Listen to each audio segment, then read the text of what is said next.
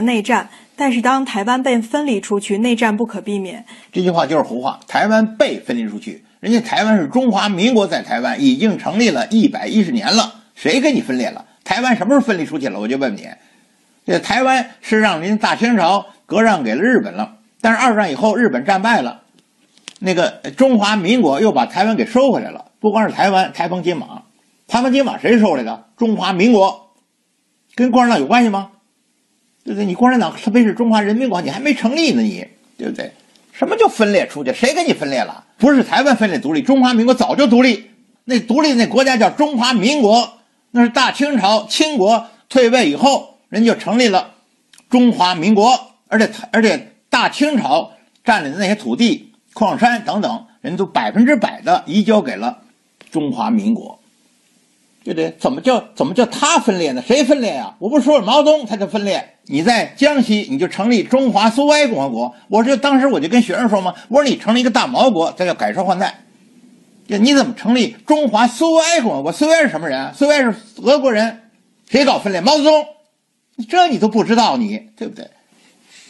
如果是希望台湾独立的台湾人，或者是盼望香港独立的香港人，香港也没有独立，香港就是一国两制和平统一，就是50年不变，港人治港，就是你中国的政府的承诺，你得说话算话，你不能说话跟放屁一样，对不对？什么香港的问题就是你中国他们说话不算话。不准武统台湾我理解，但是台湾要独立你怎么看？台湾根本就不是要独立，中华民国110年以前就已经成立了，哪有台湾独立这个问题啊？这么一再跟你说，这不糊涂蛋吗？这个人家叫中华民国和中华人民共和国，叫9·2共识，但还有一句话叫一中各表，一个中国各自表述。他不是说在大清朝独立的一个中华民国，而是大清朝人家自己退位了，人家大清朝人家把权力交诸全国人民，人家确立共和立宪国体，按照共和立宪国体，按照皇帝的诏书，人家成立的中华民国。这段历史你就一点都不知道吗？所谓台独、港独，完全是中共包装出来给大陆人洗脑的。中共更确切的名字应该叫共独，把中华民国赶到了台湾，他成立了一个非法政权。很显然，从时间概念上讲，中华人民共和国就是从中华民国当中独立出去的，所以根本没有什么台独，是共独。这个邪恶的政党对全世界放毒，造成那么多人感染死亡。现在西方国家也都认清了中共邪恶的真相，中共的末日即将到来。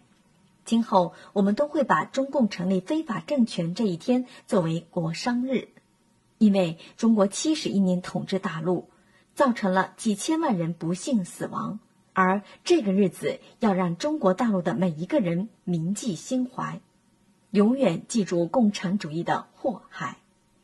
王先生相信，今年将是中共最后一次过11。